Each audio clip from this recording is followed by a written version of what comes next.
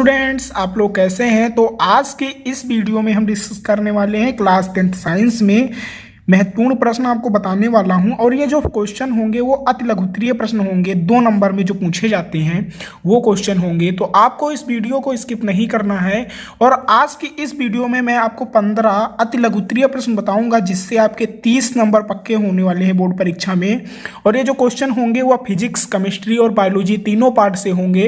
तो यह वीडियो आपके लिए बहुत ही इंपॉर्टेंट है, तो वीडियो को एंड तक देख कर और सारे क्वेश्चन को तैयार कर लीजिए। ट्रस्ट मी, अगर आप इन क्वेश्चन को तैयार करते हैं तो 2 नंबर वाले क्वेश्चन और आपको पढ़ना नहीं पड़ेगा, क्योंकि ये जो क्वेश्चन है वह बहुत ही इंपॉर्टेंट है। तो आइए देखते हैं जो हमारा पहला क्वेश्चन है वह क्या है। आप इसका पीडीएफ अगर चाहते हैं तो आप टेलीग्राम चैनल भी ज्वाइन कर सकते हैं, लिंक डिस्क्रिप्शन में दिया रहेगा।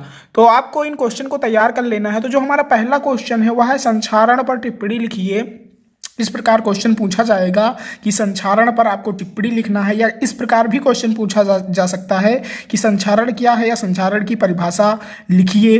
तो और ये भी पूछा जा सकता है कि संक्षारण का उदाहरण दीजिए। तो इस प्रकार से क्वेश्चन 2 नंबर में ये पहला वाला क्वेश्चन पूछा जाएगा। तो इसका आंसर देखिए, संक्षारण वह प्रक्रिया है जिसमें धातु नमी तथा वायु से धीरे धीरे अभिक्रिया के द्वारा नष्ट हो जाती है। क्या है जो संक्षारण की प्रक्रिया है, वह एक ऐसी प्रक्रिया है जिसमें जो धातुएं होती हैं, जैसे धातुओं में लोहा को ही हम उदाहरण मान लेते हैं। तो लोहा जो है उसको अगर जो हम खुली हवा या नमी में रख देते हैं तो धीरे धीरे उस पर जंग लग जाती है।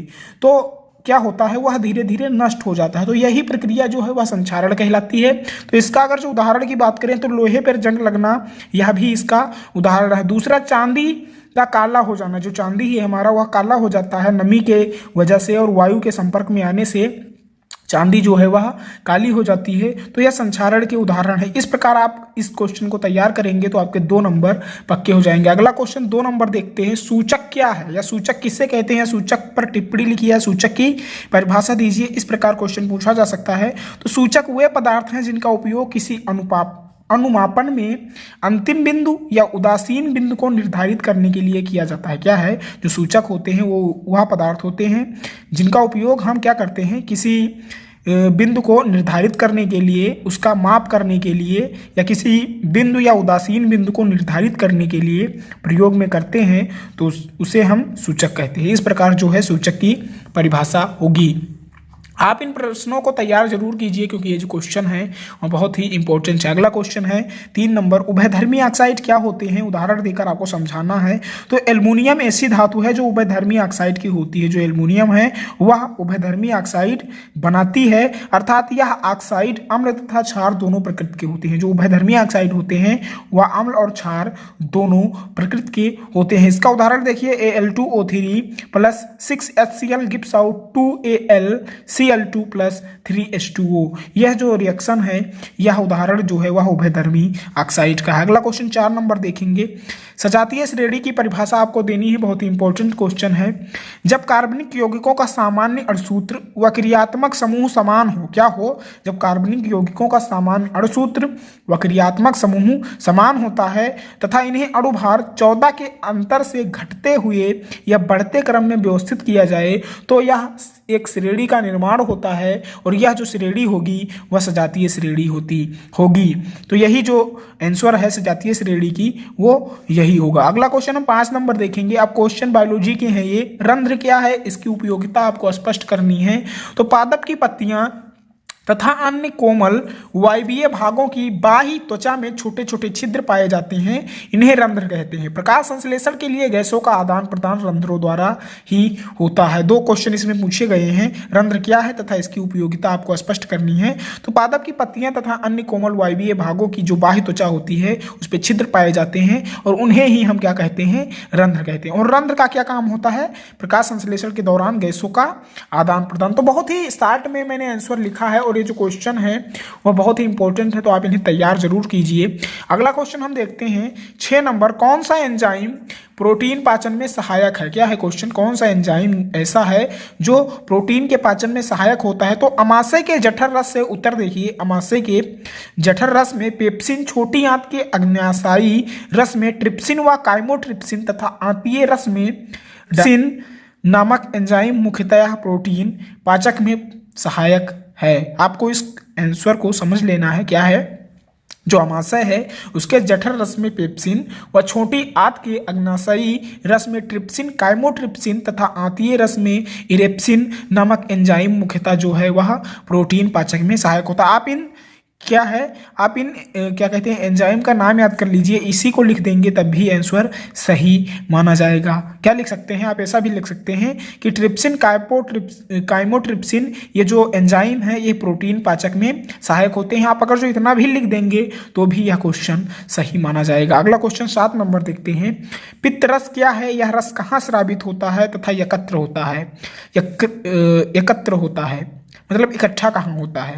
तो इसका आंसर देखिए, पित्त रस यकृत की कोशिकाओं में बनता है। कहाँ बनता है, यकृत की कोशिकाओं में बनता है। यह पित्ताशय नामक संरचना में संचित रहता है। संचित रहना का मतलब इकट्ठा रहता है। यह पित्ताशय में जो पित्त रस है वह पित्ताशय में क्या होता है, संचित रहता है, जो कि यकृत के नीचे स्थित होता है। इस प्रकार जो आंसर है वह बहुत ही आसान है और बहुत ही इंपॉर्टेंट है, तो आप इन्हें जरूर तैयार करेंगे। अगला क्वेश्चन हम देखते हैं।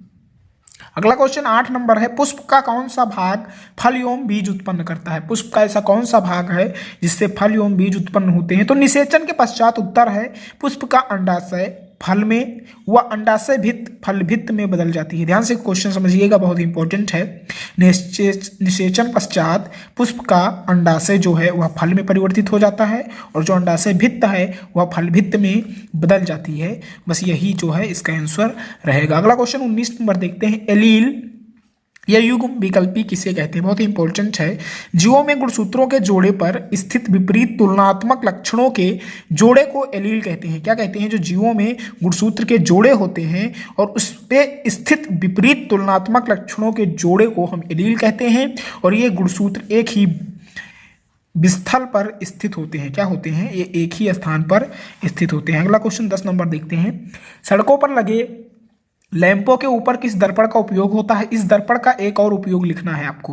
जो सड़क पर लैंप लगे होते हैं उसमें किस दर्पण का उपयोग होता है आपको बताना है और उसका एक और उपयोग बताना है। तो सड़कों पर लगे लैंपों के ऊपर उत्तल दर्पण का उपयोग होता है। किसका उपयोग होता है, उत्तल दर्पण पर। और आप सभी जानते होंगे जो उत्तल दर्पण का उपयोग है वह वाहनों के पीछे दृश्य को देखने के लिए शीशे में भी प्रयोग किया जाता है। तो इस प्रकार जो इसका आंसर है वह हो गया। 11 नंबर क्वेश्चन देखते हैं। मनुष्य की आंख में रेटिना का क्या कार्य होता है। मनुष्य की आंख में रेटिना है उसका क्या मुख्य कार्य है आपको बताना है। मनुष्य की आंख में किसी भी धातु का प्रतिबिंब रेटिना पर बनता है। जो मनुष्य है वह आंख पर, जो आंख है उसकी, तो उसका जो प्रतिबिंब है वह रेटिना पर ही बनता है। और बने प्रतिबिंब, रेटिना पर बने प्रतिबिंब के रूप, रंग एवं आकार आदि का ज्ञान मस्तिष्क द्वारा होता है। क्या होता है, जो मनुष्य में रेटिना का, आंख की रेटिना का मुख्य कार्य होता है वह यही होता है कि जो हम आंखों से देखते हैं तो उसका प्रतिबिंब हमारी सीधे रेटिना पर पड़ता है। वह यही प्रक्रिया आपको लिख देना है। अगला क्वेश्चन 12 नंबर देखते हैं। ओम का नियम लिखना है आपको। बहुत ही इंपॉर्टेंट क्वेश्चन है, आप इसे जरूर तैयार कीजिए। ट्रस्ट में यह क्वेश्चन जरूर आएगा। ओम के नियम के अनुसार आपको इतना जरूर लिखना है ओम का नियम लिखते समय। अगर आप बोर्ड एग्जाम में ये भूल गए हैं या नहीं याद है तो आप इतना जरूर लिख दें कि ओम के नियम के अनुसार, उसके आगे आप कुछ भी लिख सकते हैं इससे रिलेटेड जो भी आपको समझ में आ रहा है, गलत सीधा कुछ भी, लेकिन छोड़ना नहीं है। अगर आप लिख देंगे इस प्रकार तो ट्रस्ट में आपके 2 नंबर कहीं नहीं जाएंगे, क्योंकि एग्जामिनर इतना भी ध्यान नहीं देता है। यदि किसी चालक की भौतिक अवस्थाएं, आपको बहुत आसान है, कुछ है नहीं इस डिफिनेशन में। क्या लिखना है, ओम के नियम के अनुसार यदि किसी चालक की भौतिक अवस्थाएं जैसे लंबाई, परिच्छेद का क्षेत्रफल व ताप, दाब नियत रहे तो चालक में बहने वाली धारा जो है वह चालक के सिरों के विभवांतर के अनुक्रमानुपाती हो जाती है। यही डिफिनेशन आपको लिख देना है। बहुत ही आसान है, आप इसे पढ़ेंगे 2 बार वह याद हो जाएगा। नंबर क्वेश्चन देखते हैं। वैद्युत सामर्थ्य की परिभाषा आपको लिखनी है। किसी वैद्युत परिपथ में वैद्युत ऊर्जा के व्यय होने की दर को वैद्युत सामर्थ्य अथवा वैद्युत शक्ति कहते हैं। क्या है, जो वैद्युत सामर्थ्य है उसकी परिभाषा आपको कुछ इस प्रकार लिखना है कि किसी वैद्युत परिपथ में वैद्युत ऊर्जा के व्यय होने की दर को वैद्युत सामर्थ्य कहते हैं। क्या कहते हैं, इतना बहुत ही आसान है ये। किसी वैद्युत परिपथ में वैद्युत ऊर्जा जो है उसके खर्च होने या व्यय होने की दर को हम वैद्युत सामर्थ्य अथवा वैद्युत शक्ति कहते हैं। क्वेश्चन 14 देखेंगे, बहुत ही इंपॉर्टेंट है। डायनेमो का क्या कार्य है आपको लिखना है। तो जो डायनेमो है वह एक ऐसा यंत्र है जो यांत्रिक ऊर्जा को वैद्युत ऊर्जा में बदलता है। क्या है, डायनेमो का जो मुख्य कार्य है वह यांत्रिक ऊर्जा को वैद्युत ऊर्जा में बदलता है। बस डायनेमो का यही काम है। पूछा भी जा सकता है, बहुत ही इंपॉर्टेंट है। ऊर्जा के 2 वैकल्पिक स्रोतों के नाम बताइए। तो जो पहला है वह है सौर ऊर्जा, दूसरा जो है वह है नाभिकीय ऊर्जा। इस प्रकार आपको इन 15 क्वेश्चन को तैयार कर लेना है और ये जो क्वेश्चन है वह बहुत ही इंपॉर्टेंट है। इनमें से एवरेज ना एवरेज लगभग क्वेश्चन जरूर पूछे जाएंगे, तो आप इन क्वेश्चन को तैयार करेंगे मुझे उम्मीद है। अगर आपको यह वीडियो अच्छी लगी तो लाइक शेयर जरूर करें, क्योंकि वीडियो बनाने में बहुत ही मेहनत होती है। और कमेंट में आप ये भी बताएं कि आपको किस सब्जेक्ट या किस टॉपिक या ऐसा कौन सा टॉपिक है जो आप नहीं समझ पाते हैं या नहीं जान पाए हैं, उस पर हम वीडियो लाने की कोशिश करेंगे।